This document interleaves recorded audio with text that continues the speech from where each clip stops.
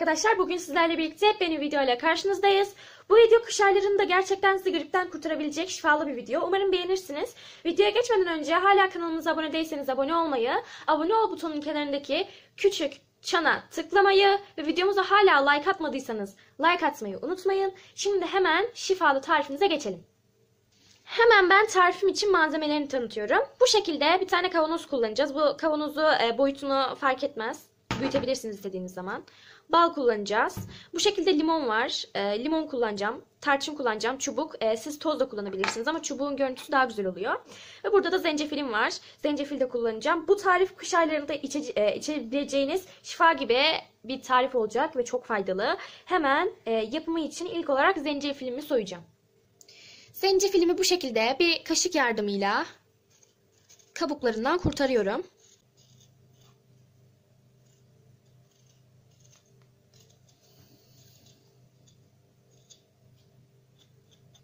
Zencefillerimizi gördüğünüz gibi kaşık yardımıyla kabuklarını soyduk.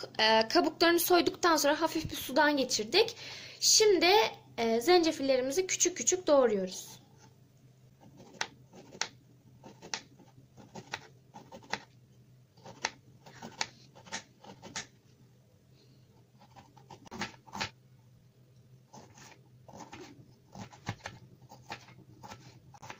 Göz kararı 2 parça zencefilimizi bu şekilde küçük küçük parçalara ayırıp doğradık.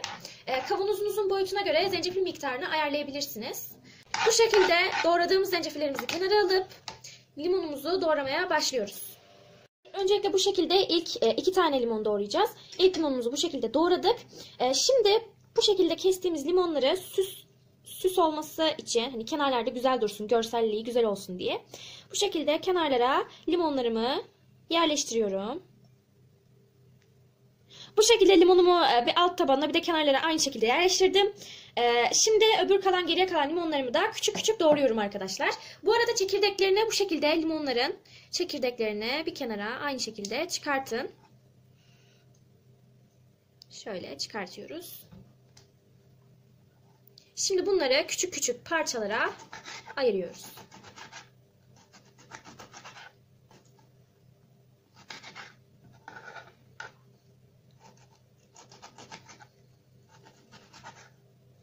Tüm limonlarımıza aynı işlemi yapacağız. Arkadaşlar son limonumuzu da bu şekilde doğruyoruz. 2 tam limon gitti. 2 tam limonun bir tanesinin yarısı bu kavanozun kenarlarını kapladık. Şimdi bu kavanozun içerisine bu şekilde çubuk tarçın ekliyorum. Siz tarçın yapabilirsiniz. Daha fazla ekleyebilirsiniz. Ama ben kavanozum küçük olduğu için bu kavanoza bir tane tarçın yeterli oluyor. Şimdi bu malzemelerimi artık kavanozun içine koyma zamanı geldi. Bu şekilde kavanozumun içerisine malzemelerimi dolduruyorum.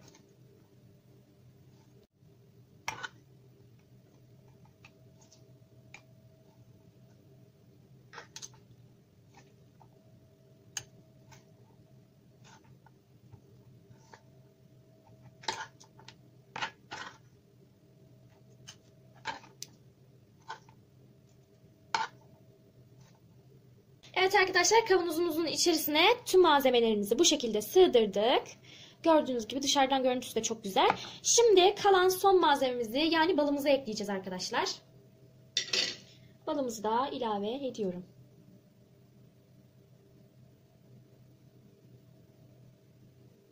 Arkadaşlar bu şekilde balımızı ilave ediyoruz. Gördüğünüz gibi yavaş yavaş bal aşağı indi. İndikçe ilave edebilirsiniz. Bu size hazırladığım tarif kış aylarında içeceğinizde çayınıza koyabileceğiniz, çocuklara çay kaşığıyla 10 yaşından üstüne tatlı kaşığıyla, büyükleri de yemek kaşığıyla verebileceğiniz şifa deposu. Bu 2 gün boyunca buzdolabında bekleteceğiz. Suyu çıkacak. Bu karışım güzelce sulanacak. O suyunu içeceğiz şurup niyetine. Şimdi gördüğünüz gibi bal aşağı indi. İndikçe de ilave edeceğim. Kapağını kapatacağım ve 2 gün boyunca buzdolabına beklemeye göndereceğim.